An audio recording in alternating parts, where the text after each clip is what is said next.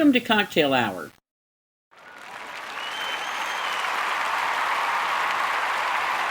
I'm Andy. And I'm the Rev. Today, we are reviewing Conqueror Stone by DJWP, Conquering Heroine by C.N. Winters and Amy, Curse of the Conqueror by Enginerd, and Edge of Nowhere by Annemaart. So, Rev, which one would you like to start with first? I really liked all four of the stories. They're all very different. Let's start out with Sirius. Let's start out with Conquering Heroine. All right, let's start with Conquering Heroine. Okay. You want to give the synopsis, or should I? Well, why don't you do it? Because you're so much better at it than I am. Okay, I'll give it a shot. And we were talking earlier, and I did not reread this one, but I have read it a couple or three times. So if I miss something, jump in and let me know, okay? Mm-hmm. So the basic premise of Conquering Heroine is that Ares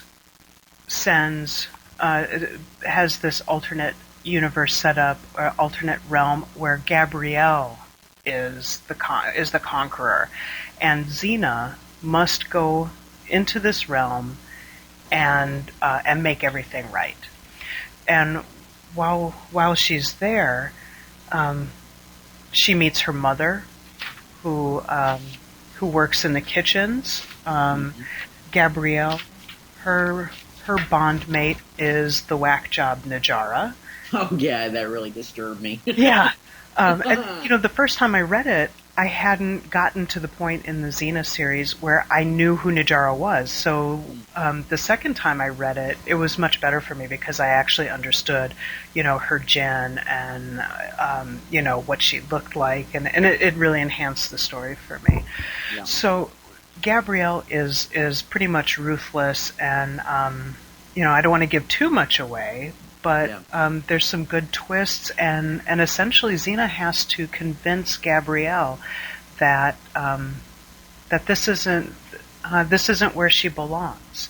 Right. And Najara fights that, and Ulti is in this one too, isn't she? Yes, and Callisto, actually. Oh, yeah. You can't have a good Conqueror story without Callisto. Isn't that the truth? Well, I like the fact that Ares had turned the tables, because you're right. Essentially, he gave Gabrielle what Xena's life should have been if she would have conquered and never met Hercules. Right. So that was really cool. And also, who makes an appearance in this story is Hope.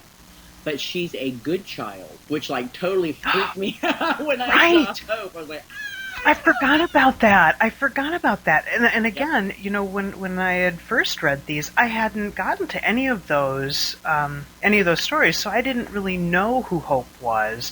So you're absolutely right. Thank you. Yep. Did you did you finally go through the entire Xena series and see every episode? No, I'm still in season 5, but what I did is I took your advice and I watched the Armageddon 1 and 2 in the Hercules series on Netflix, and that really made a big difference when I read the other stories that we're going to talk about today. It really did. I'm very happy that you told me to do that. Yeah, it's a very Gabrielle and Xena's appearance together in Armageddon is very short, very, very short, but it packs a huge punch. You get to see Xena as this very stoic, sexy, ruthless character in those few seconds. And Gabrielle looks a little more, I don't want to say jaded, but she looks like she's a little more worldly wise than in the regular series. Mm-hmm. And I really kind of thought it was interesting what they did to her hair. It was a little different. It was almost like a little frizzy. I noticed that, and it took me a while. I actually sat down and thought about it. And it looks like she had just had braids undone. Yeah, that's exactly what it looked like. Yeah. And I love the when they put her on the cross and Xena said break her legs, the look of sheer terror on Gabrielle's face was just amazing. Mm-hmm. And then when she screamed, I tell you, I got goosebumps all over, because it was just so heartbreaking, if you will, to know of the pain that this young woman was having to endure. Right. And if you mentioned that she looked so much more worldly, and one of the common themes in all Conqueror stories, and if anybody listened to our last episode, you guys know how much we love the Conqueror. I love it. The two major dynamics, or I'm sorry, the two major jobs that Gabrielle usually has in the Conqueror series are rebel, fallen rebel, or body slave. Yeah. And you talk about the worldly look in the Conqueror, and in that episode, she's the fighter, she's the rebel, and if anybody who's read a lot of the Conqueror stories knows that when Gabrielle is the rebel, she is the quintessential rebel. She fights, she's the leader, she has seen so much death and heartache, and right. and that really did come across. Yes, and also as Gabrielle the rebel, she is really responsible, or mostly responsible, for like the broadsides or the pamphlets that are passed around that rally against the Conqueror, trying to gain more people to the rebels' cause. Right. And she's always spoken of as the bard, always eloquent. So it uses those same type of qualities that the Gabrielle outside of the Conqueror universe possesses. So right. it's a nice blend. Right. And with Conquering Heroine, it's really interesting to see that turnabout. That turnabout in roles, but even the Xena's character in Conquering Heroine is still a warrior, but yes. Gabrielle, is equally good, and that kind of goes right into the Edge of Nowhere. Yes. And I don't know if you want to move into that right now. Oh, yeah, sure. Okay. It's a great segue, because Edge of Nowhere also puts Gabrielle in a very interesting and different place as an assassin, essentially. That's what she is. But tell how it starts out. No, you go ahead, because I can't tell you where it starts out. I did not reread this one as part of our little assignment, because this particular story moved me to such an extent that I actually printed it out, punched it with 3-hole punch, and stuck it in a folder, because I absolutely thought this was one of the best Conqueror stories ever written. And I didn't go reread it because I figured that, once you read it, that I could work off of you with the comments, because it was just amazing. And funny enough is, I mentioned this before to you, when they have, leading up to a sex scene, you know how I feel about that. You show the whole total human experience. In this particular story, there was no sex in it. Right. And I didn't miss it. Like, oh my God, faint. I know, faint.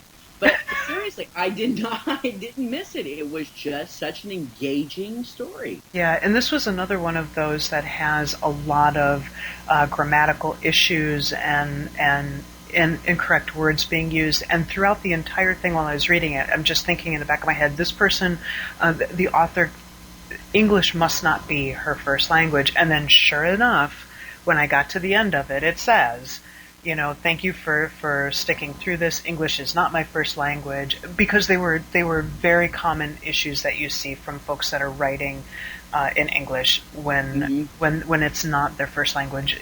Words that sound the same but mean different things, things like that.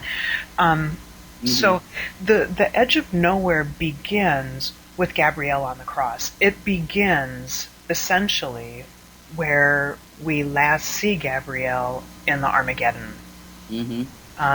Her friends take her down off the cross, and they shuffle her out of town. And out of town she goes. She goes all the way to Chin, where she becomes... That's pretty out of town.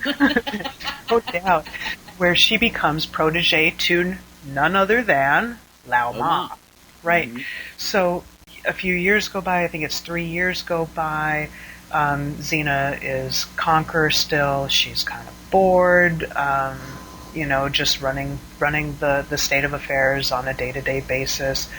and she looks forward to running out to someplace. Well, one thing with this is every place they go is only like a day's ride away. Yeah, didn't you love that? I wish did. I was like that in real life, for God's sake. No doubt. We're gonna ride our horse across the country. I'll be back tonight for dinner. Yeah. So Xena goes out to solve a quote-unquote minor problem that one of her regents is having in, I believe it was Macedonia, and comes across a hooded warrior standing in the middle of the road. Well, this hooded warrior proceeds to kick Xena's ass. Yeah, in a big way. In a big way. And living large on the ass kicking. That's no sure. doubt. And that was really something.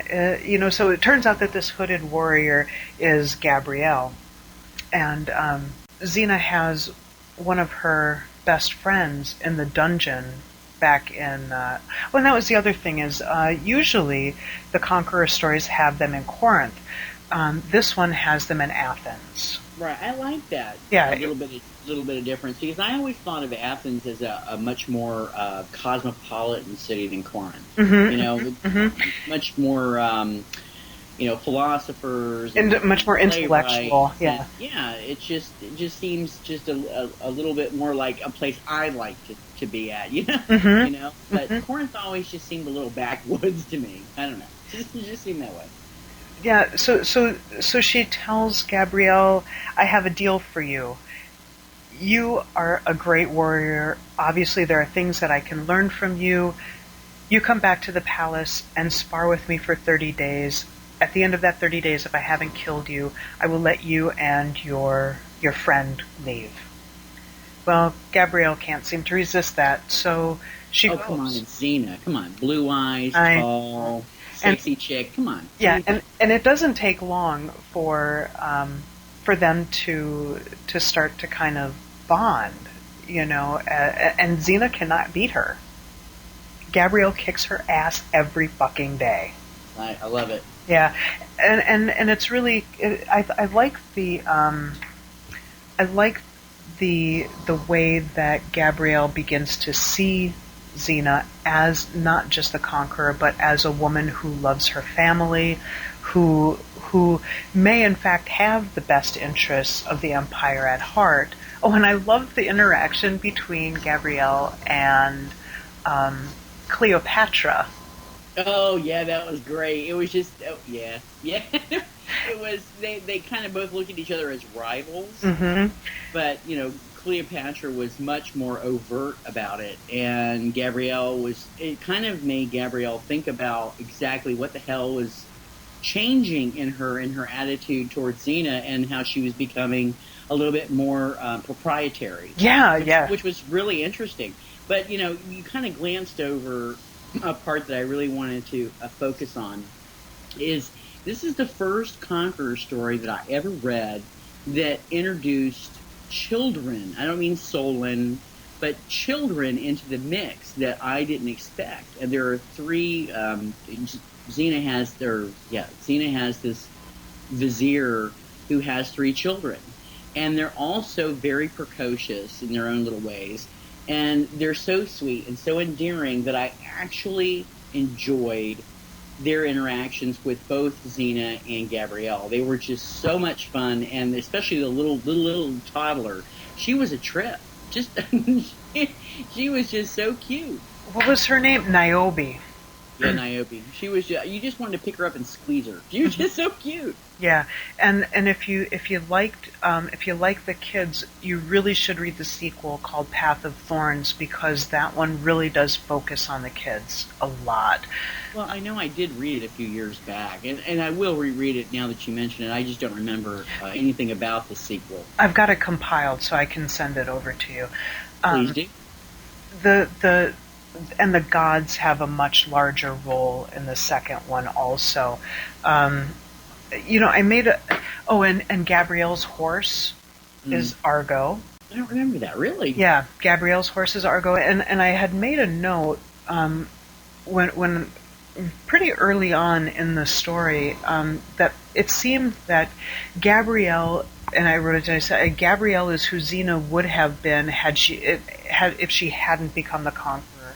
She's a kick-ass warrior who worked for the greater good, so it was almost to some degree it was almost like standard Xena and Conqueror Xena, except Gabrielle was filling that role.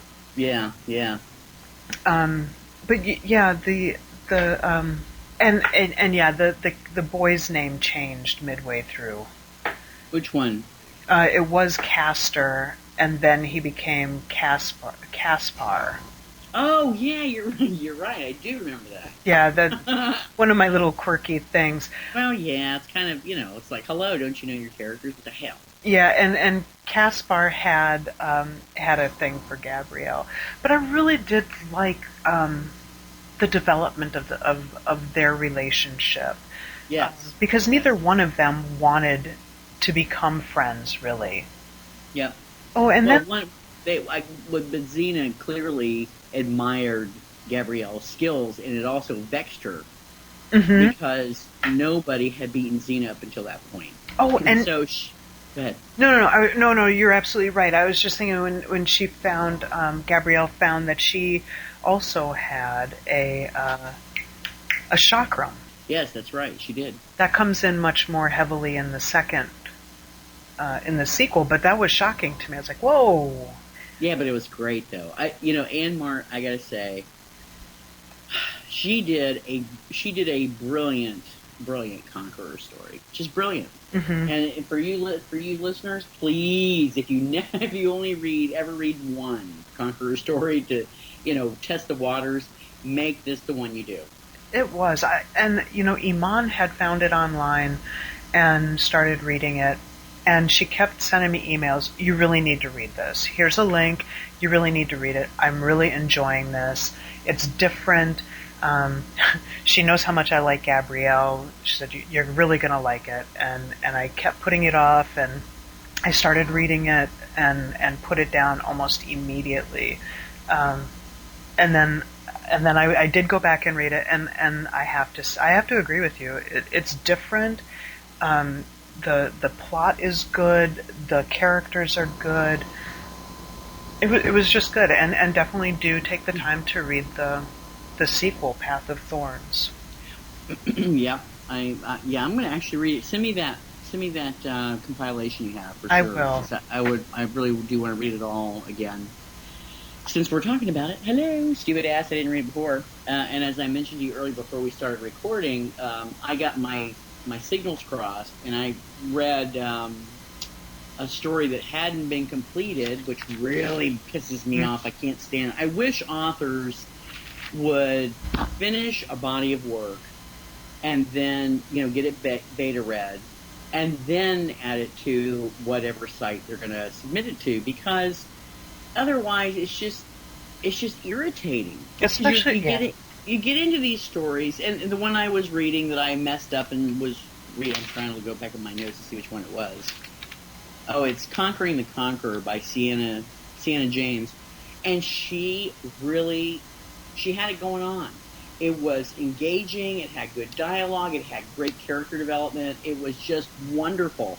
And it just actually, it opens just like Armageddon 1 and 2 did. And you're reading this and going, wow, this is really good.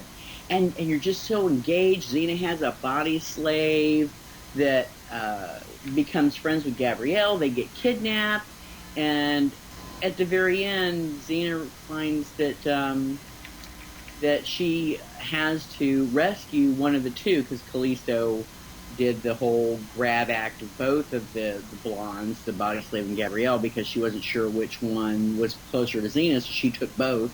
And so it's this kidnap, extortion, money deal. And what happens? Callisto shaves Gabrielle's head cuts her hair off, and puts the hair in an envelope or something, and uses it as a ploy to undermine Xena's tactics, but to let her know that somebody's still alive. So Xena has to pick which one she wants to rescue because there's two paths she can go. Mm. And you're left hanging because you don't know what the hell happened. So I'm like, God damn it. I'm going to wrap it up for you. This is what happened. I know it. You ready? Xena saved Gabrielle. They had wicked awesome sex. And they lived happily ever after. Oh, all right, fine. But no, I totally understand. It sucks. And that's why I try so hard not to read anything that hasn't been completed. Oh, yeah, no kidding, me too. Please, don't submit shit until you have it done, because that's just so aggravating. Mm. And that let's do a little levity now, because I'm laughing about how I got so pissed off. Let's talk about Curse the Conqueror by Enginerd. This particular story, I mean, I remember the first time I read it, I wasn't expecting, a levity in a Conqueror story. It was totally surprised me because, you think of Conqueror as, as you mentioned earlier, body slave or rebel. It was on the cross, and it's always so very deep. But Enginerd, God bless her, I don't know who she is, but, applaud. That woman had it going on. She did a humorous, it's still, somewhat serious, but it's a humorous tale of the Conqueror. Mm-hmm. And I can sum this whole story up, in 4 words. And it's what Xena said early on in the story. She says, "Please me or die." Yes. And when that opened up, I was thinking, oh, damn, Gabrielle's dead already. Right? Because she ain't got no experience. Yeah. What? Please me or die. Oh, my hell. So, this particular story, it's kind of the same cloth. It's the same type of thing with a new twist. Xena can't seem to get pleasure. She can't apparently orgasm, and it's driving her fucking nuts. And it also could be what's contributing her zest or her zeal to conquer other lands, because she ain't getting no bedroom pleasure. Not to mention, her partners seem to die. Because they don't please her. It's like, okay, chop and block for that one. No, but they just kind of die too, like that one. The one that just fainted. The one that fainted and dead away. Literally. Okay, are you going to give a synopsis of what it's about? No, that was it. That was my synopsis. Please me or die. Hello. So Xena goes to visit her mother. Just, I don't remember if she visited her mother to find out if she could, grasp the whole meaning of why she's so miserable. And, I think she just needed to get away. Maybe. But I really love the byplay between Xena and her mom, and what ends up happening is Xena's kind of reluctant to talk about what her issues are because it's her mother. You don't want to. She has a problem with, Yeah, she doesn't. Come on, do you want to talk to your mother about orgasms? No. But she can't say the word sex. Even when she's talking to Gabrielle about it, she goes, well, every time I try to, and Gabrielle's like, you can say the word sex. Because I'm the conqueror, I'll say it however I want to. Oh, God. But you're jumping ahead of the story, damn it. Sorry. But when Xena was talking to her mom, she finally gets it out. Or actually, her mother kind of pulls it out of her to figure out what the hell her daughter is having a problem with. And she's like, yeah, she finally found someone after her father died, which, of course, her mom killed her father with an axe, but that's beside the point. But the person unfortunate accident. Yeah. But the person that she met showed her what she really needed. And so Xena's like, what was it? And so Cyrene says, well, let's just say someone with excellent oral skills. So Xena's whole idea taken away from that is somebody who's a little bardic, somebody, that was eloquent in the way they speak. And that's, I believe, if I remember correctly, that's how she kind of endeared herself to Gabrielle, if I recall. Endeared is an interesting way to put it. Gabrielle was the bard in Cyrene's inn, and Xena kidnapped her. Yeah. Threw her over the back of the horse. Of course, Gabrielle didn't know that it was Xena at the time and is yelling at her repeatedly. Xena puts her up in a room in the palace, and she's Gabrielle is fetched for dinner, and when she sees Xena there, she immediately starts yelling at her about. She thinks she's just a rider. She has no idea who she's actually talking to, and that is what Xena loved about Gabrielle right off the bat. Didn't she try to escape at least once from the horse, like when they had to stay Oh, she had to go to the bathroom. Yeah. So Gabrielle thinks that the rider, aka the Conqueror, is just this rude, horrible woman. Come to find out, it's the Conqueror, and which moves us to date night for Xena and a slave, and Gabrielle is the entertainment. Mm-hmm. And Gabrielle thought it was an actual date, and later, after the woman dies. Oh yeah, she's like, she's dead. Yeah, she's dead. Gabrielle's like, what the hell? Did you know her name? Because if you're going to try to have a rewarding physical relationship, you really should know their name, Xena. And Xena's like, I don't know what you're talking about. She's totally oblivious. She has no clue. And the relationship that Xena had with Cyrene was hilarious because, Cyrene's like, I am proud of you, dumpling. She just has that little pinch cheek, or the cheek pinching, I'm proud of my daughter, even though sometimes she messes up and, like kills a village. She tries so hard. It was very interesting, and it was full of good humor, but it was still a really good story. It was. I pulled it up just now, and you were talking about she couldn't even say sex. Mm-hmm. Here's the byplay. I know what my problem is. Xena bemoaned, pushing the pastries away after having lost her appetite. Gabrielle looked at her expectantly. I'm cursed when it comes to, No, what? No, I don't. What? Gabrielle said with irritation. Must I spell it out for you? Well, if you can't say it, I suppose so. Sigma, Epsilon, Chi. Oh, Gabrielle said, and furrowed her brows at the beautiful woman sitting across from her. But you? Curse? She has to spell it out, honest to God. That was great. She was just kind of bashful.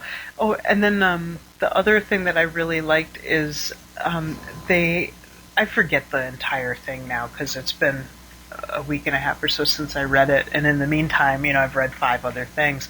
But they're going to battle, and Effany has just married Fantes, and Xena was.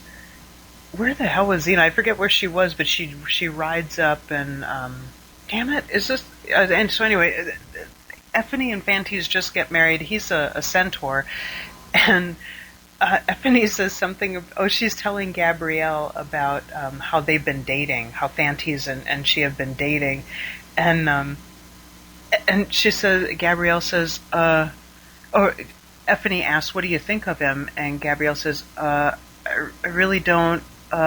He seems to be really sharp, a good head on his shoulders, Gabrielle said with a smile for her relieved friend. We've been seeing each other, Effany relayed shyly. Really? He's a great dancer. He's a great dancer. That's great. And then Xena shows up for this big battle, and it's the day after Effany and Fantes have been married, and Effany can't sit still in her saddle. Because, they consummated and all, and, well... Yeah. Hello, I'm surprised she could get up on the damn horse. Yeah, well, she had spent the night under a horse. Yeah, right, exactly.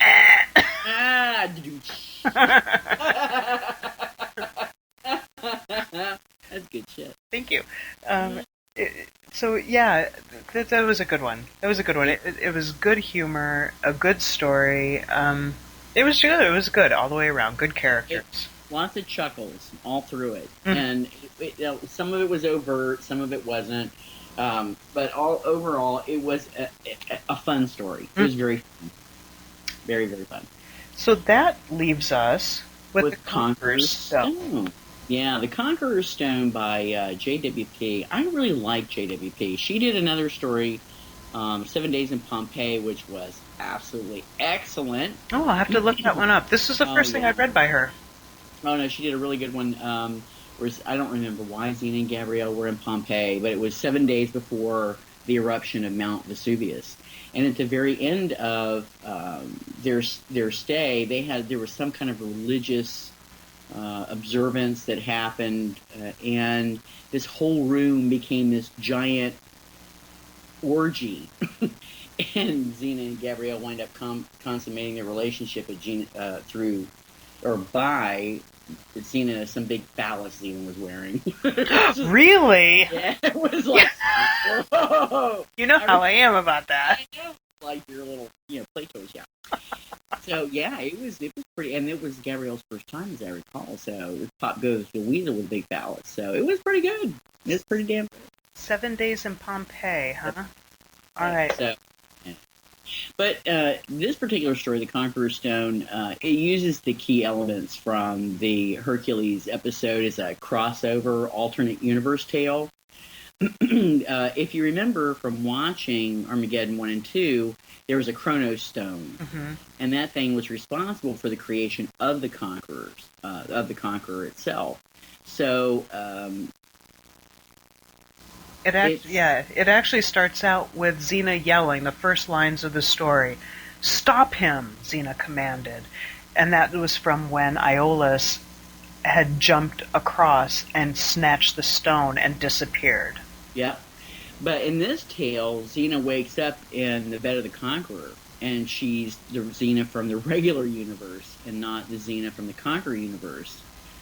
And she has to figure out what the hell's going on and how she can get home. And she actually gets help of the Amazons, of course, surprise, to find another Chronos Stone. And it was really good. It had some really dark elements to it. Alti's in there, and she's just aggravating as hell. Every time Alti shows up, I'm like, I just want to take a shower, It was just disgusting. Yeah, she was particularly bad in this one, and I like that it took them it incorporated the entire India thing, and I think they got there in a day, didn't they? Yeah. Maybe. I think they had 2 nights out on the range. I don't know. Yeah. Oh, no, I think in this one they took the ships, didn't they? I don't, no, that was something else. See, I've read too many now. That's me too, because we were supposed to record this episode a week ago. Yeah. But because of, situations in life, we had to delay it. So I took the time to read a buttload of Conqueror, because I love Conqueror. You and I both love Conqueror stories. So, I was reading, I must have been through about 10 or 15 of them in the last couple of weeks. Oh, we'll talk about those in a minute. Because I bet we read a bunch of the same ones. Yeah, we may have. And they're just, I love them. But there are elements of them that you can easily, transpose or get confused because you're like, oh shit. Because in some respects, they're all very similar, but each author gives them their own little tweak. Mm-hmm. And I think that some of the ones that we talked about today were those that kind of stand out because they are different. The Conqueror Stone is one of them because you have the regular Xena who has somehow ended up in the Conqueror's universe, but realizes that she's in a different realm that she's not supposed to be in, and she understands that something must have gone wrong when Iolaus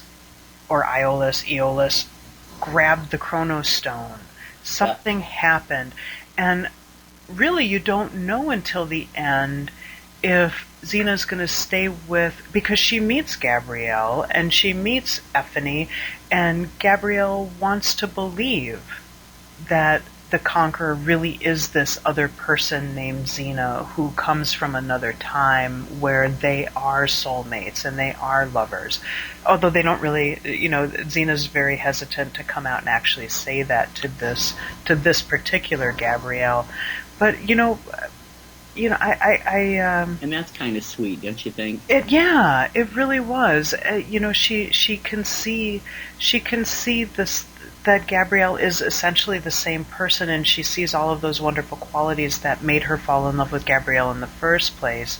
Mm-hmm. But she misses her Gabrielle. Yeah. You know? Oh, shit, I would too. No doubt, especially if she's got the short hair. Oh, she looks good in some Amazon leathers, boy, I tell ya. Damn. You know, my favorite outfit when she was in that short hair business, and that was my favorite actually, but when she wore that red and white, remember that kind of jacket? It was kind of red, had a little red trimming on it. Yes. Mm-hmm. Oh, I love that. I love that look. And I love that one where they went in the regular Xena series, when they were, where the hell were they? They were in the desert, and she had to wear that wrap around her head. I haven't seen that yet, but I mean, I've seen clips of it, so I know what you're talking about, but I haven't. She looks hot. Hot, I tell you. Hot. You know, I think we've talked about this before, and I know most folks really find Xena attractive. I think she's a very attractive woman. She is. But there is something about Gabrielle's little compact, sexy body, especially when she's doing the dances, and oh my God, I just. Oh yeah, the Who's Gurkhan episode when she did that whole dance for Gurkhan and she showed that six-pack abs she's got. Oh my God, I think I fainted a couple of times during that episode. But I've not seen the episode, but I've seen on YouTube, if you search for Xena Gabrielle dance, you can find where she's doing the oh my God, I must have watched them a million times. Holy shit. Wait till you see the episode. Wait till you see the episode. And another thing too, I'm with you. First of all, I gotta say, I have a blondes are my kryptonite, and I'm not real partial to redheads. And please, listeners, I'm not trying to exclude redheads from the group, but I don't. It's just not my thing. Okay, so after I watched the entire series, all 6 seasons, I found that the most amazing thing about all of those shows was how much the Gabrielle character had changed or evolved with with their whole, helping the villagers, doing the greater good thing, and the years they spent together. She went from a little tag-along youngin' who annoyed the shit out of Xena to an equal partner by the end. Absolutely. And she had all these permutations she went through. She went from the red-haired, aggravating chick to the, okay, I'm kind of a strawberry blonde chick. It's getting lighter. My hair's getting shorter. I'm wearing better stuff. Except that damn bilious green sports bra thing irritates the shit out of me. That's written about a lot. I know. God, it's irritating. And then she went on to. I love to see her in Amazon Leathers. That was really. I love that one episode. I don't know if you've gotten to it yet. No, I haven't. I'm just to where she's just now pregnant. But anyway, so by the time you get to the very end, which had a sucky ending of the series, it was such a cheat. And it's probably because Rob Tappert thought that they would have a Xena movie within a year or two, and they would resolve the whole issue with the season finale, but they never had it. But by the time you get to the very end, Gabrielle has it going on. She's got that short do, it's ultra blonde. She's got this big ass, gorgeous dragon tattoo on her back, and she is her own warrior. I mean, she can wield a sword probably as good as Xena at that point, and she gets her own chakram. And it's just awesome. It's so awesome, and I'm like, wow. Just if you think back, if you watch the very last episode. And then watch the very first ever season opener, season 1 of that episode, and look at the difference between those two characters. It's just amazing. Yeah. She had so much personal growth along the way, and Xena was pretty much the same chick. I mean, all through 6 seasons, she's the same chick. Yeah, Gabrielle completely evolved. Yeah, and there are at least 2 fics out there that deal with Gabrielle after Xena's death. I read one of them, and I thought it was by Portia Richardson, but now I'm not sure, and I can't seem to locate it. But But it was really good, and it brought in a lot of the Indian stuff that I hadn't seen yet when I read this. And then there's another one. I'm not going to be very helpful at all because I don't know the names of either of these. But there are some fics out there that where they focus on Gabrielle after Xena's gone. And Iman was just reading one, I think last week, that she had sent me a link for, and I don't remember what it was called. Okay, well, we can just forget about this. But there are those out there if you want to find them. So we really didn't talk about the Conqueror's Stone much. No, not really, but it's good. People need to read it unless you want to expound a little bit more on it. It's a very good story. It was good. I think one of the things that made it good is that it was different. Mm-hmm. Not to say that that a lot of the Conqueror stories that focus on the same type of basic plot are not good, because man, there are some great ones out there. Most definitely. I just love the Conqueror stories. They're just you know why I like it? Because it doesn't. When you watch this regular Xena series, she's on a woman on a path of redemption, mm-hmm. but you don't get to really see how evil or how twisted she really was before Hercules came along. You're absolutely right. So the thing about the Conqueror stories is you get, aside from Hercules, screw Hercules. No, well, not really. Nah. That's like a living phallus. I don't want that. But the Conqueror series, any Conqueror stories that you read, it shows you, generally speaking, the evil, manipulative, angry side of Xena that you don't get to see in the series, and then the redemption usually comes in the form of the Bard or the Gabrielle character. And it's nice because, well, nice, I guess, is a relative term, but, it's just great because it gives the authors a lot of opportunity to be able to show all those negative sides of Xena before the redeemed Xena came along. You're absolutely right, and as somebody who's not a writer but a reader, you really get so much more of the total picture.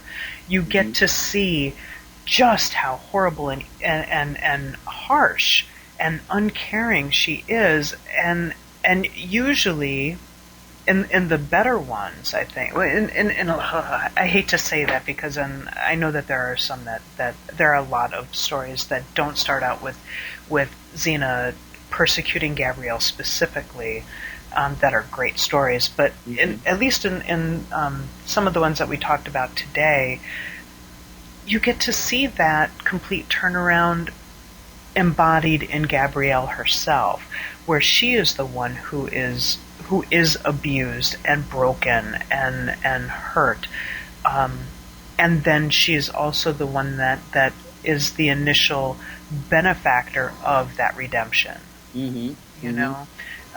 Whether she actively tries to change the Conqueror, or if Xena just because usually Xena, by the time we get into a Conqueror story, Xena has already begun to change to some degree.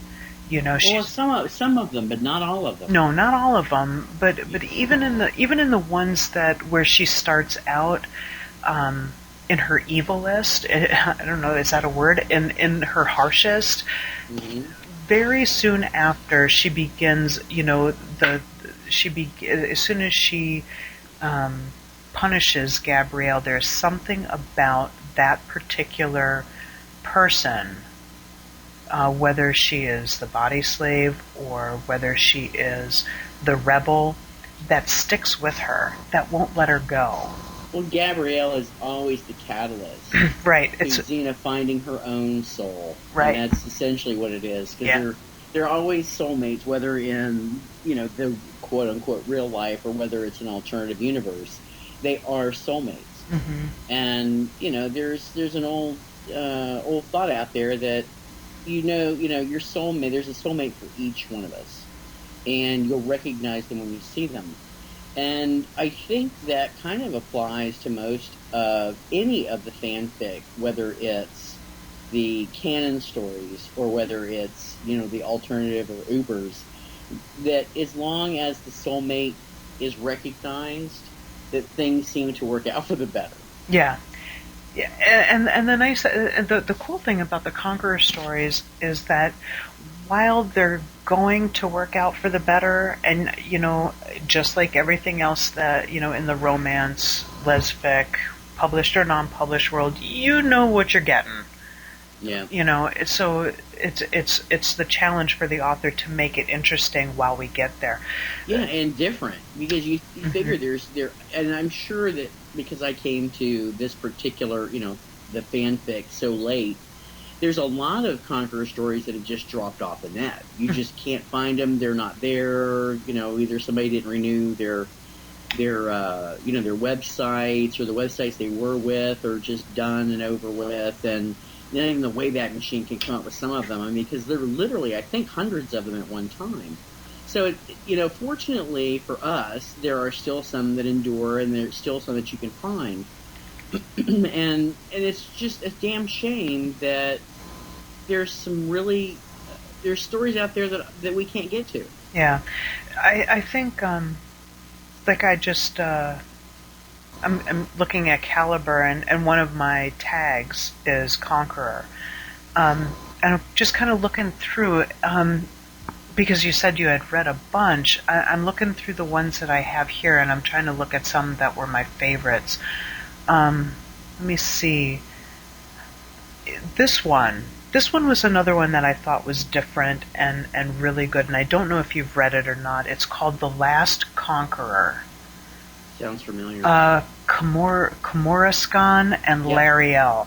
Yep. And the Conqueror, in this one, if you haven't read it, you should. It's really good. The Conqueror in this one, the last, is Alti. Alti has convinced everyone that she has killed the Conqueror. The Conqueror is dead, but in reality, Xena is in the dungeons being guarded by Solon. And that's the one that starts out with Cyrene getting a scroll from Xena's guards or her generals to escort her out of Amphipolis. I believe you're right. You're right. That was a really good one. It was different. It was different, and you have your Gabrielle and your Xena coming together to defeat the evil. Mm-hmm. Let me see what other ones were. Gladiator was also good, and I have that characterized as a Conqueror story, but I believe this is the one where Gabrielle is the gladiator. Yeah, she is. And that one was, I don't think that one was very long, if I remember correctly, but it was also good. And then the other one that I know that you and I have talked about was the My Lord series by Mate. Oh, I love that series. There's 6 sequels or some craziness? It has 6 or 7 sequels, and they are not happy. They're not, and no.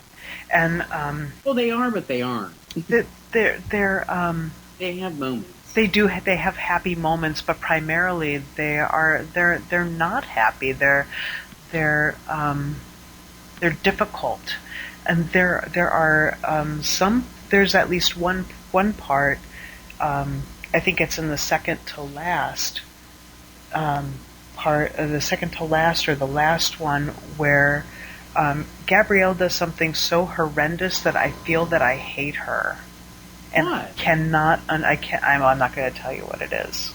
I know I've read it, but is that the one where no. She decides to make a relationship with this guy in the Conqueror's army off post somewhere? No, he's not in the Conqueror's army. It's in the Athens chapter or segment, but yeah, she has well, she spit it out, would you? She's not faithful, but The circumstances apparently she thought were it was appropriate for her to have sex with this dude, but all I can remember is when Xena came crashing in to save her, and the line was something about how Xena could still smell the sex in the room.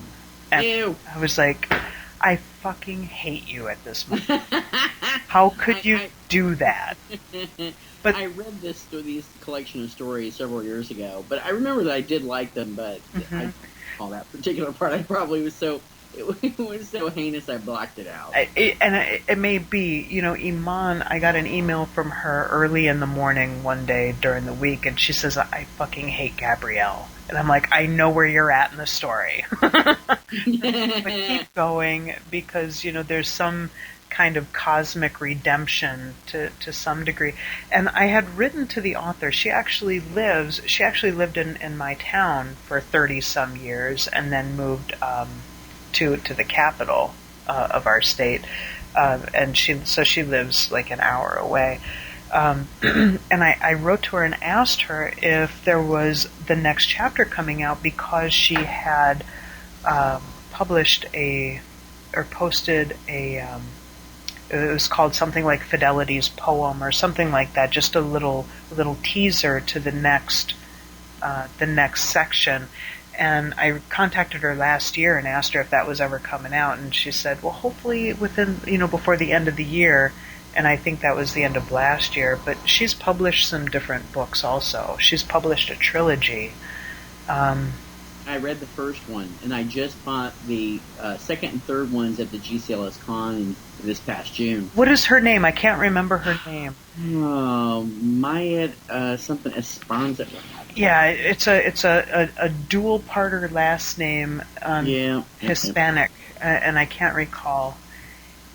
Oh, hold on a minute. Okay, but dear listeners, if you have not read the My Lord series, you need. Oh yeah, especially after Gabrielle's having sex with some dude in the room smelling the sex. Yeah, recommendation. No. But well, that's why I didn't want to say that, because I don't know if I would have read it if I'd have known that. But I remember sitting in the bathtub reading it, because that's where I do a lot, nice relaxing bottle of wine, hot tub, I remember just reading through those books and crying, because they are moving, and she is a good writer. And even though the names of a few of the characters change repeatedly throughout, if you can let that go, she writes a serious story. They're not happy. Yes, she does. Oh, I got it. I went into the library while you were talking. And it's the first one of that story is called Hest by Métis Aspero Gonzalez. Mm-hmm. So that's her name. Okay. So My Lord, I think is I read it. It was one of the first series that I had read. It may have been one of the first Conqueror things that I had read.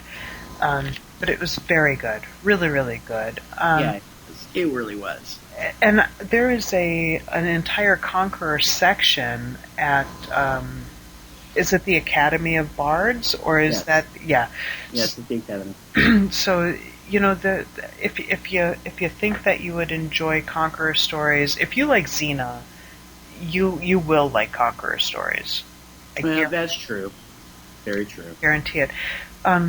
There's another website that is strictly devoted to Conqueror stories. And off the top of my head, I can't tell you what it is, but I will be sure to send you a link if you want to put it up on Cocktail Hour so that people can get to it as well. We'll do that. That is no problem at all. I know what you're talking about, but I don't have it. You sent it to me a while ago. But no, I don't have that anymore. The other Conqueror series that we wanted to end with, that will lead us into our next show. Did you still want to do that for the next show? Excellent. Yep. So there is another Conqueror series by the late great L.J. Moss, and it's called the Conqueror series. It's a 3-story set. It starts with The Journey's End. The second one is The Petal of the Rose, and the third one is Time's Fell Hand. She also has a Queen series, which she didn't get to finish. And she didn't get to finish The Conqueror either. But they're good. And I read The Journey's End, and I was shocked at how much sex there was because I didn't remember it being. I mean, it was pretty much loaded. The entire thing. I mean, loaded. There was a lot of relationship building, but I did not remember. I'm a huge L.J. Moss fan. None So Blind, probably my favorite story of all time. Yeah, and we're going to actually, I think, profile her next show. Yes. Mm-hmm. Yeah. And if you dear listeners would like to get a jump on that, go over to PDA Fiction or Google L.J. Moss, M-A-A-S. I think her website actually may have been taken down. Oh, no, say it's not so. I think I saw something earlier this year that had mentioned it, but just Google L.J. Moss. Her work is archived in several different places. I can tell you that I bought the published version of None So Blind, which, like I said, is one of my favorites, and I've read the online version many times, and they are identical. I don't think that there was anything that was different. Even the grammatical errors that I caught in the online version were the same as in the published version, so I think you're pretty safe there. So if you Google her and read some of her stuff before our next show, you'll be right up to speed. You can actually go to iTunes and go to podcasts and go to Xena and Ubers, and Cass reads the L.J. Moss series. So if you want to hear the book being read to you, then check that podcast out. Yeah, I did listen to that when she was doing that one. That was quite a while ago. And Cass, she does a great job. She does a great job of, and you know, it's interesting because when I was reading it a few weeks ago, I actually remembered listening to parts of it. And Cass does a good job. She really does. And you know, the interesting part about it is her inaugural episode. That's the book she chose to read, or that's the story she chose to read. And her inaugural episode was started in April of 2008. That's how long it's been out there. Like Andy said, if you haven't caught Cass's show, Xena and Ubers, she's at Blogspot also. We'll get a link up there. Okay, good.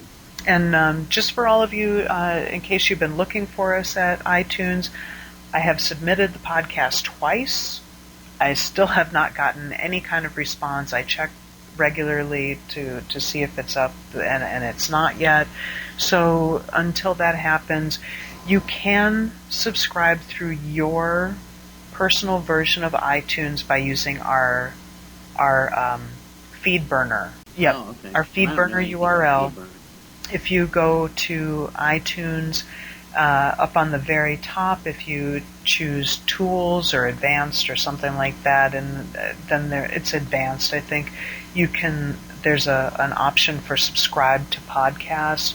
If you open that up and then paste our feed burner URL in there, your iTunes will automatically update every time we post a new show. You don't have to do anything except that initial subscribe, and you're set. We're still trying to find our stride with this podcast, so please bear with us, folks that are listening. But we try to find a new cocktail to enjoy while we do these podcasts. And I found this drink called Coffee Cooler. And I was essentially trying to use some of the ingredients that the Rev already had in hand and in stock, so that she wasn't spending all kinds of money out of her paycheck, getting the bar loaded up. It will come eventually, but I decided, hey, let's try to use some of the things you do have. And I saw this coffee cooler, and I decided to call it Conqueror Coffee Cooler. And it's actually really good. It's It got is. coffee ice cream, a little coffee liqueur, some heavy cream, some vodka, and some cold coffee. And man, I tell you, I drank that like it was chocolate milk. It went down really fast. It And I was got a very nice good. little buzz going too. Yeah, you and me both. I'm looking at my glass, it's empty. I'm like, damn it, I need to get some more coffee cooler. Yeah, it was very good. Okay, tell them what's in it. It was, and I made it myself. I was telling Andy earlier, my wife, our resident mixologist, was busy with my brother and sister-in-law, so I had to fend for myself. Damn, sad. Okay, it's 4 ounces of cold coffee, 1.5 ounces of vodka, 1 ounce of heavy cream, 1 ounce of coffee liqueur, 1 teaspoon of sugar, which coincidentally I left out of mine, one small dip coffee ice cream, and then you put it all in a shaker. You mix it up, and you serve it over ice. It's fabulous. Hmm. It is yummy. It was yummy. Yummy and gone, damn it. Okay, well, it's been a fabulous show. I've had an enjoyable time. I've drank, had good conversation. I just, I don't even want it to end. I've enjoyed myself so much. So thank you all, and we will see you in 2 weeks.